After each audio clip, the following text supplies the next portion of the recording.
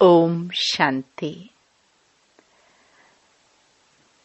1 जनवरी 2025 सभी भाई बहनों को नववर्ष की मुबारक। Happy new year. बाबा की महावाक्य। मीठे बच्चे, तुम ज्ञान की बरसात कर हरियाली करने वाले हो। तुम्हें धारणा करनी और करानी है। प्रश्न, जो बादल बरसते नहीं हैं, उन्हें कौन सा नाम देंगे? उत्तर, वह है सुस्त बादल, चुस्त वह जो बरसते हैं। अगर धारणा हो तो बरसने के बिना रह नहीं सकते। जो धारणा कर दूसरों को नहीं कराते, उनका पेट पीठ से लग जाता है। वह गरीब हैं, प्रजा में चले जाते हैं। दूसरा प्रश्न, याद की यात्रा में मुख्य मेहनत कौन सी है? उत्तर, अपने को आत्मा समझ बाप को बिंदु रूप में याद करना। बाप जो है, जैसा है, उसी स्वरूप से यथार्थ याद करना, इसमें ही मेहनत है। गीत जो पिया के साथ है। ओम शांति। जैसे सागर के ऊपर में बादल हैं, तो बादलों का बाप हुआ सागर। जो बादल सागर के साथ हैं, उनके लिए ही बरसात है। वह बादल भी पानी भरकर फिर बरसते हैं। तुम भी सागर के पास आते हो भरने के लिए। सागर के बच्चे बादल तो हो ही, जो मीठा पानी खींच लेते हो। अब बादल भी अनेक प्रकार के होते हैं। कोई खूब जोर से बरसते हैं, बाढ़ कर देते हैं। कोई कम बरसते हैं। तुम्हारे में भी ऐसे नंबरवार है जो खूब जोर से बरसते हैं। उनका नाम भी गाया जाता है। जैसे वर्षा बहुत होती है तो मनुष्य खुश होते हैं, यह भी ऐसे है। जो अच्छा बरसते हैं, उनकी महिमा होती है।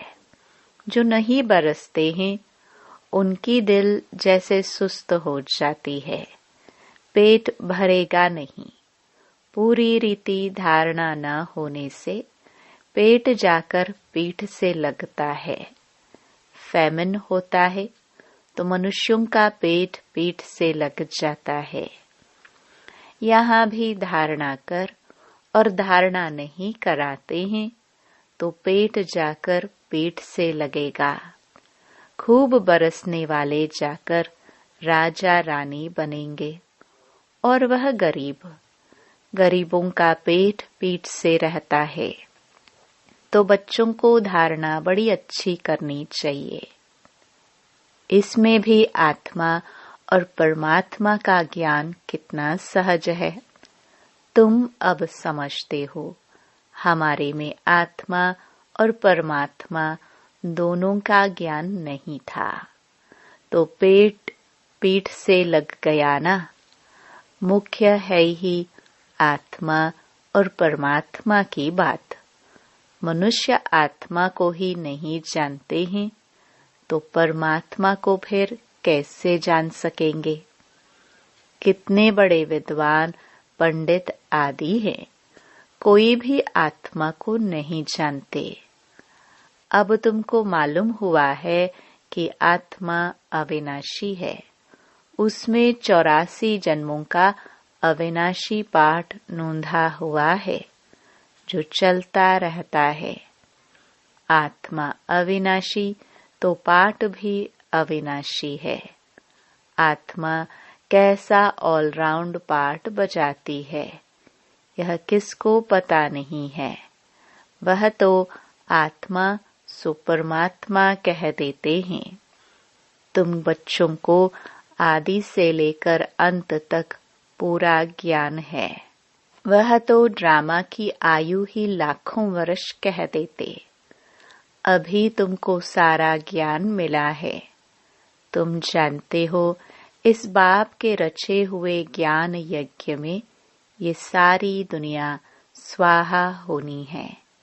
इसलिए बाप कहते हैं देह सहित जो कुछ भी है ये सब भूल जाओ, अपने को आत्मा समझो। बाप को और शांति धाम स्वीट होम को याद करो। यह तो है ही दुख धाम। तुम्हारे में भी नंबरवार पुरुषार्थ अनुसार समझा सकते हैं।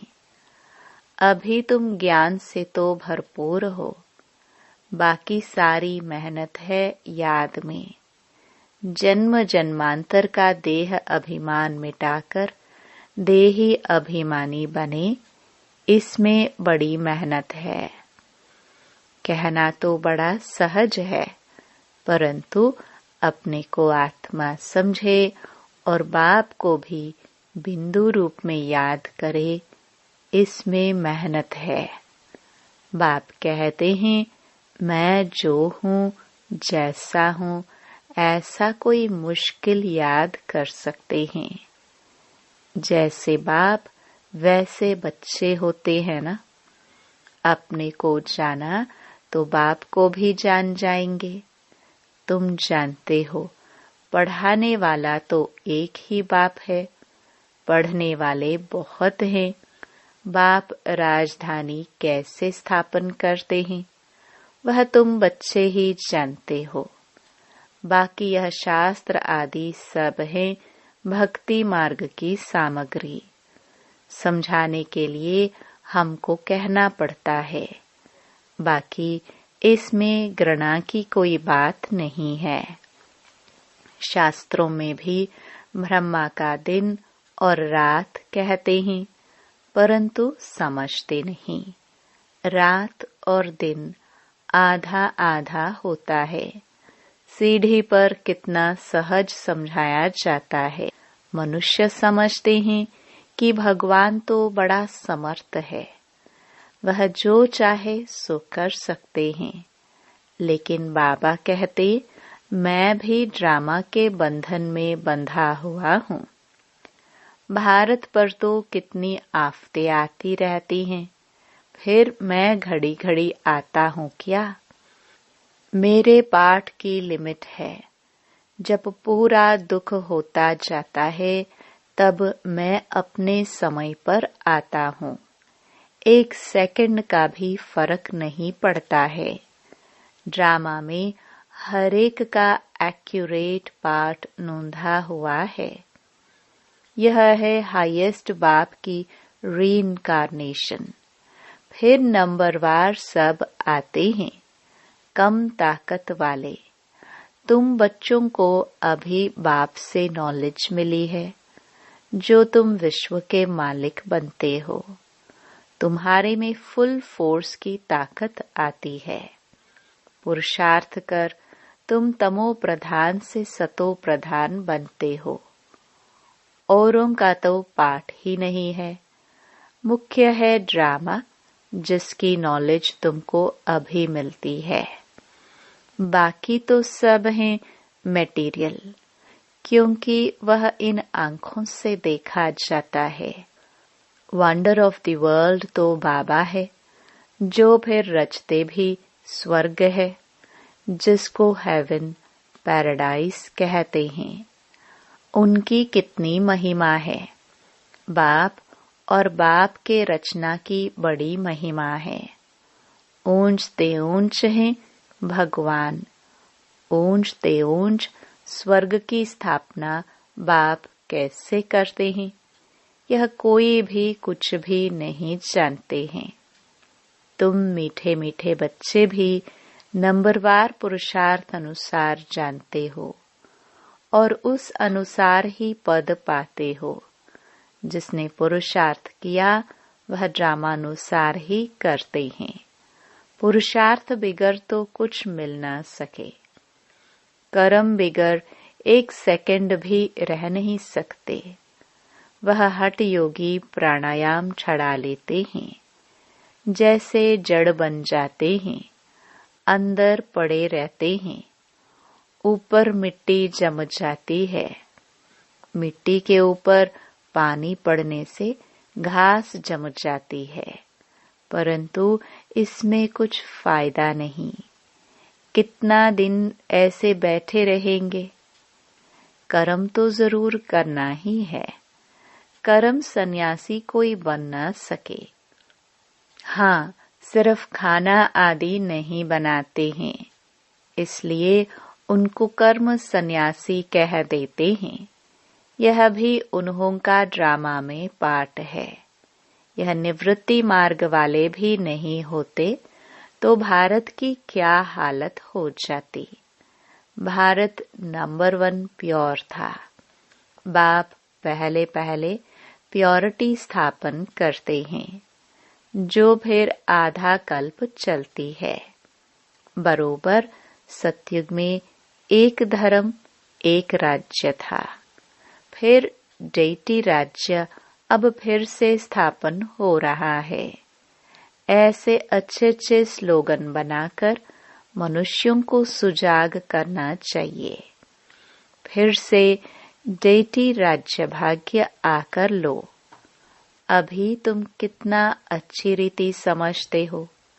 श्री कृष्ण को श्याम सुंदर क्यों कहते हैं, यह भी अभी तुम जानते हो।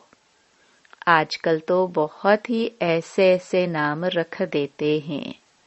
श्री कृष्ण से कंपटीशन करते हैं।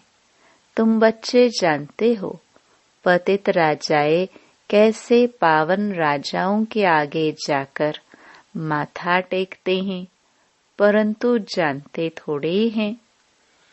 तुम बच्चे जानते हो जो पूज्य थे वही फिर पुजारी बन जाते हैं। अभी तुम्हारी बुद्धि में सारा चक्र है। यह भी याद रहे तो अवस्था बड़ी अच्छी रहे, परंतु माया सिमरण करने नहीं देती है, भुला देती है।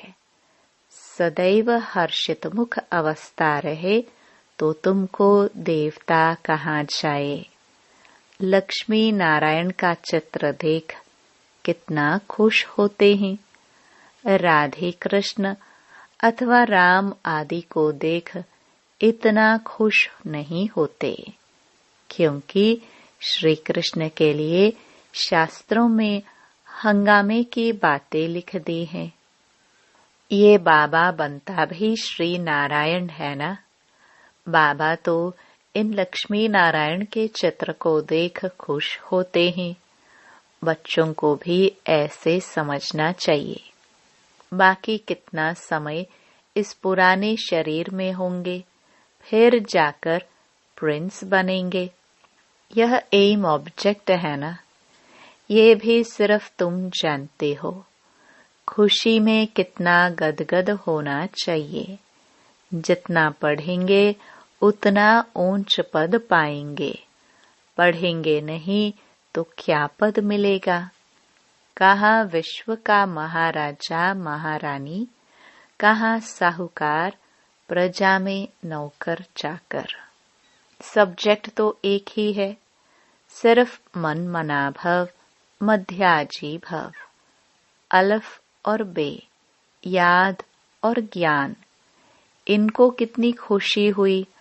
अलफ को अल्लाह मिला, बाकी सब दे दिया। कितनी बड़ी लॉटरी मिल गई।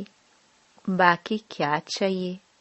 तो क्यों ना बच्चों के अंदर में खुशी रहनी चाहिए। इसलिए बाबा कहते हैं ऐसा ट्रांसलाइट का चित्र सबके लिए बनवाए जो बच्चे देखकर खुश होते रहें। शिव बाबा ब्रह्मा द्वारा हमको ये वर्षा दे रहे हैं। मनुष्य तो कुछ नहीं जानते हैं, बिल्कुल ही तुच्छ बुद्धि है। अभी तुम तुच्छ बुद्धि से स्वच्छ बुद्धि बन रहे हो, सब कुछ जान गए हो और कुछ पढ़ने की दरकार नहीं।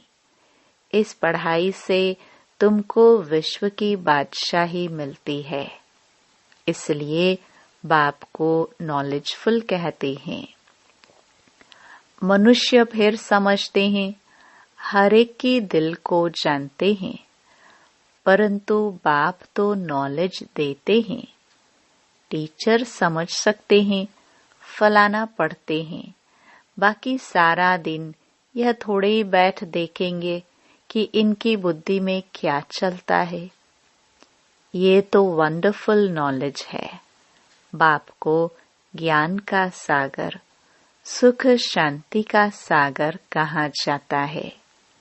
तुम भी अभी मास्टर ज्ञान सागर बनते हो, फिर यह टाइटल उड़ जाएगा। फिर सर्वगुण संपन्न 16 कला संपूर्ण बनेंगे। यह है मनुष्यों का ऊंच मर्तबा। इस समय यह है ईश्वरीय मर्तबा। कितनी समझने और समझाने की बातें हैं। लक्ष्मी नारायण का चित्र देख बड़ी खुशी होनी चाहिए। हम अभी विश्व के मालिक बनेंगे। नॉलेज से ही सब गुण आते हैं। अपना एम ऑब्जेक्ट देखने से ही रिफ्रेशमेंट आ जाती है। इसलिए बाबा कहते हैं, ये लक्ष्मी नारायण का चित्र तो हर एक के पास होना चाहिए। ये चित्र दिल में प्यार बढ़ाता है, दिल में आता है। बस यह मृत्यु लोक में लास्ट जन्म है, फिर हम अमर लोक में ये जाकर बनूंगा तत्त्वम। ऐसे नहीं कि आत्मा सो परमात्मा, नहीं, ये ज्ञान सारा बुद्धि में बैठा हुआ हो। जब भी किसको समझाते हो, बोलो हम कभी भी कोई से भीख नहीं मांगते। प्रजापिता ब्रह्मा के बच्चे तो बहुत हैं, हम अपने ही तन मन धन से सेवा करते हैं। ब्राह्मण अपनी कमाई से ही यज्ञ को चला रहे हैं। शूद्रों के पैसे नहीं लगा सकते। ढेर बच्चे हैं, वह जानते हैं जितना हम तन मन धन से सर्विस करेंगे, सरेंडर होंगे, उतना पद पाएंगे। जानते हैं बाबा ने बीज बोया है तो ये लक्ष्मी नारायण बनते हैं। पैसे यहाँ काम में तो आने नहीं है, क्यों न इस कार्य में लगा दे। फिर क्या सरेंडर होने वाले भूख मरते हैं क्या? बहुत संभाल होती रहती है। बाबा की कितनी संभाल होती रहती है। यह तो शिव बाबा का रथ है ना। सारे वर्ल्ड को हेवन बनाने वाला है। यह हसीन मुसाफिर है। परमपिता परमात्मा तो आकर सबको हसीन बनाते हैं। तुम सांवरे से गोरा हसीन बनते हो ना। कितना सलोना साजन है, आकर सबको गोरा बना देते हैं। उन पर तो कुर्बान जाना चाहिए, याद करते रहना चाहिए। जैसे आत्मा को देख नहीं सकते, जान सकते हैं, वैसे परमात्मा को भी जान सकते हैं। देखने में तो आत्मा परमात्मा दोनों एक जैसे बिंदु हैं। बाकी तो सारी नॉलेज है। यह बड़ी समझ की बातें हैं। बच्चों की बुद्धि में यह नोट रहनी चाहिए। बुद्धि में नंबरवार पुरुषार्थ अनुसार धारणा होती है। डॉक्टर लोगों को भी दवाइयाँ याद रहती है ना। ऐसे नहीं कि उस समय बैठ किताब देखेंगे। डॉक्टरी की भी पॉइंट्स होती हैं, बैरिस्टरी की भी पॉइंट्स होती हैं। तुम्हारे पास भी पॉइंट्स हैं, टॉपिक्स हैं जिस पर समझाते हैं।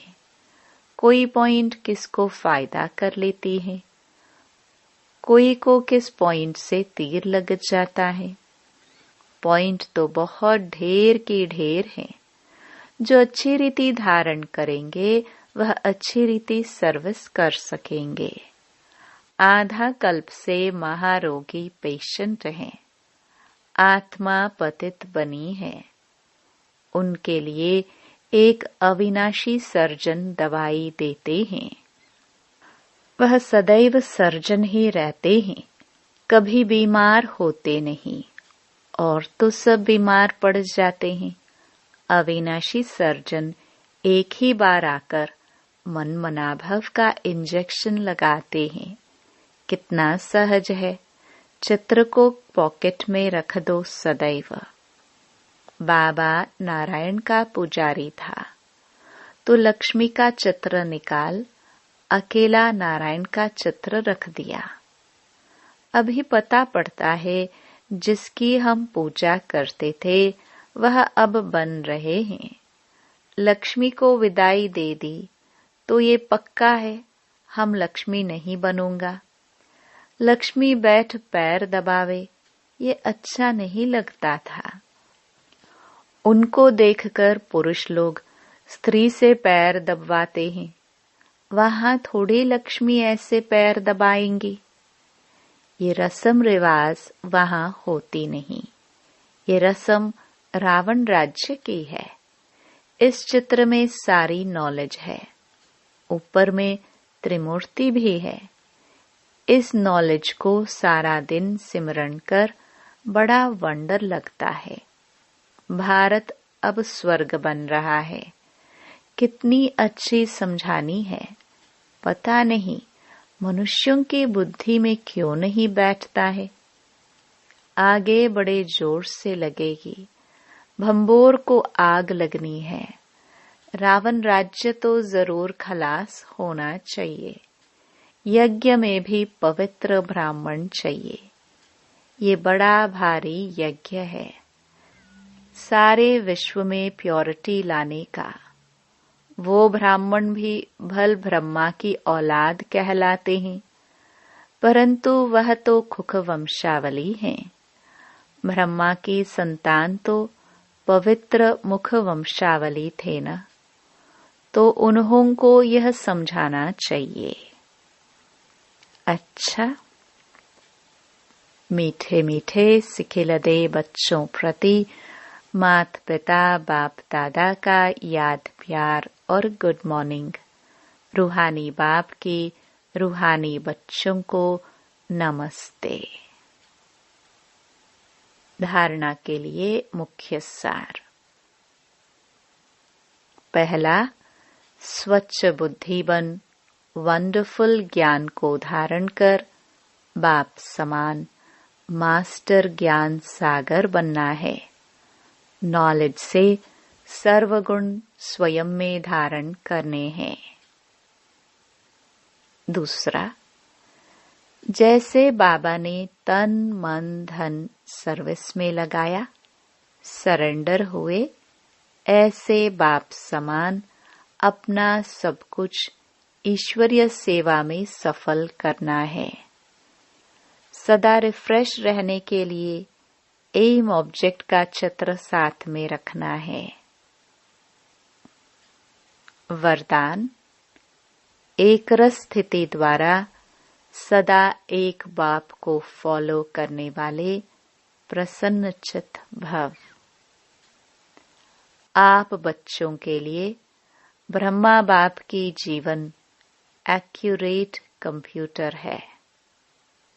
जैसे आजकल कंप्यूटर द्वारा हर एक प्रश्न का उत्तर पूछते हैं, ऐसे मन में जब भी कोई प्रश्न उठता है तो क्या, क्यों, कैसे के बजाय ब्रह्मा बाप के जीवन रूपी कंप्यूटर से देखो।